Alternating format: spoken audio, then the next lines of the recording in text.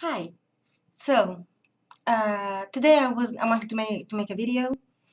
I would actually have more time tomorrow, so I will probably do another one tomorrow. I'm not sure. Anyway, Boone insisted that I make Enneagram 4, and therefore here I am talking about Enneagram 4. Also think I'm quite in the right mood. I'm kind of feeling 4-ish at the moment, so it's probably the best moment to deal with it. So, what is Enneagram 4? Enneagram 4 has an history of abandonment behind. What does it mean? It means that Enneagram 4 has lived in infancy episodes or a prolonged period, or anyway, the absence of one of the parents. In which sense? It can be either a perceived absence or a real one. Many fours out there have a parent with a psychological or psychiatric illness, and therefore that parent was absent. Many have instead a history of perceived abandonment. That is, maybe the parent was working outside and therefore they weren't able to see them, and this made them feel abandoned by that parent. Anyway, the pattern is an absent parent. Most fours are actually, according to Alan Palmer, I think it was Alan Palmer. Anyway, according to what I read, most fours are actually coming from an environment where issues were actually present, but not all of them are. Their reaction that they have to this perceived or real abandonment is introjection. So they basically introject an image, because we're talking about one of the feeling types that are also called the image types. So basically, Enneagram 4 introjects the image that the absent parent is passing them. So everything that the absent parent perceives as correct, right, or that makes anyway the Enneagram 4 perceive his presence as appreciated, Enneagram 4 will introject. So therefore they create an inner image speaking from what comes from outside in a kind of negative way, in an unhealthy way. Their focus is very similar to that of Enneagram 1, but Enneagram 1 has specific characteristics I will talk about in the Enneagram 1 video. But Enneagram 4, like Enneagram 1, tends to be very self-critic. When it comes to Enneagram 4, we're talking about perfectionism. When it comes to Enneagram 4, we're talking about self-beating. Basically, Enneagram 4 beats himself up.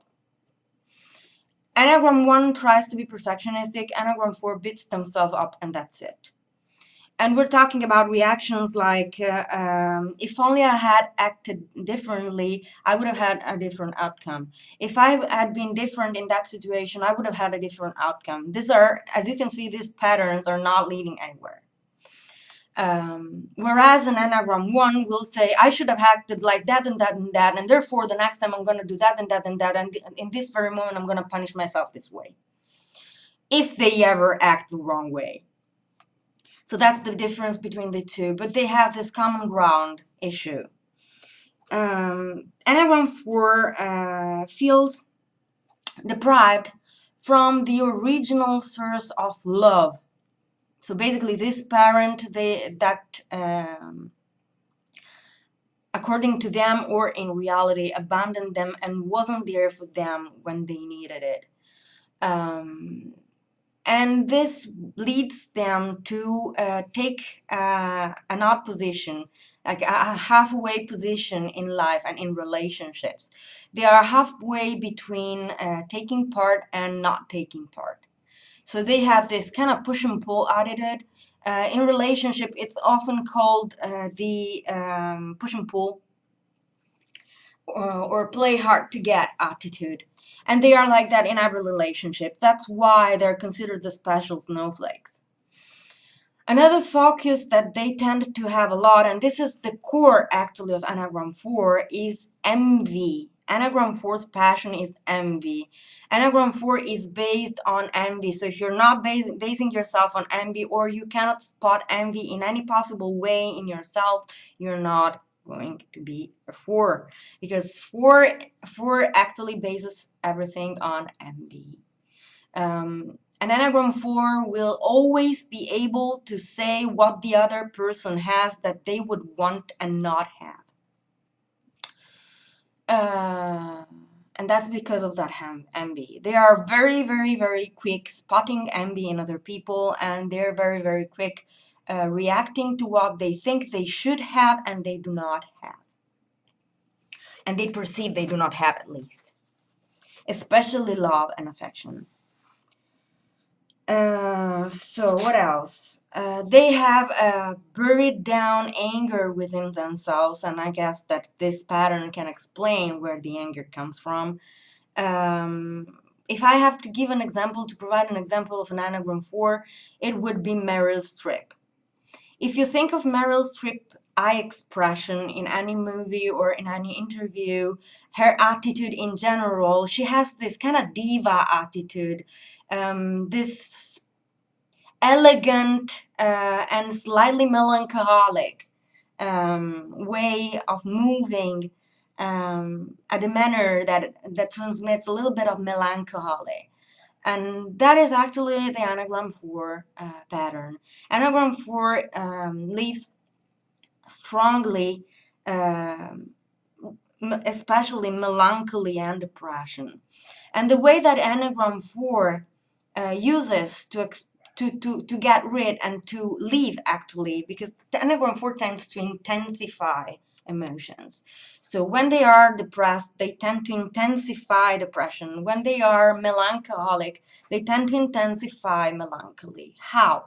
Via art. Most of the greatest writers and the greatest poets out there are Enneagram 4s. Someone that could come to my mind jump to my mind at the moment would be, I don't know, maybe Baudelaire could be a pattern of Enneagram 4 in the ways. Just on top of my mind. So how does Enneagram 4 grow? Enneagram 4 grow going to 1. I think I bugged the whole internet about this thing, and now I got it, and now I know what it means. Enneagram 4 grows towards 1. It means that they grow when they start getting rid of that introjected image that they have that comes from a sickened external world, and they start to build their own moral code and their own self-image. When does it disintegrate? When is it that it goes in the direction of stress? Enneagram 4 goes in the direction of stress when it goes to 2, meaning when they try to focus on making others happy. So that's how they go in the direction of stress. An Enneagram 4 that tries to help others is going to stress out. They are melodramatic and dramatic drama queens. Enneagram 4 Wing 3SXSO is the most dramatic thing you will ever find on planet Earth. They often claim that they are considered by others too intense.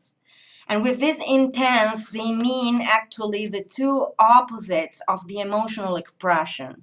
They can either be too extreme or having zero emotions, too apathetic. This causes them to feel isolated or to the usual special snowflake kind of behavior. Their basic position in society, be that they are SX, SO, or SP, their basic position in society will always be with a foot on the door, basically in a controlled position where they risk losing the other person, but they're not actually losing them. And one thing about them, when they grow, when they are self-actualized, this pattern changes from having a foot on the door to actually seeking intensity in the relationship and creating intensity in the relationship. If you look around on the net, you will find the sacred longing connected to Enneagram 4, because Enneagram 4 knows how to make distance flourish into an intensity within the relationship. That's when they are self-actualized. What are their health issues? Enneagram 4 and Enneagram 9 both are based on the concept of distance. Therefore, we have Enneagram 9, loss and separation, Enneagram 4, abandonment. And Enneagram 4, like Enneagram 9, even though at a lower extent, can have issues with hyperglycemia and hypoglycemia.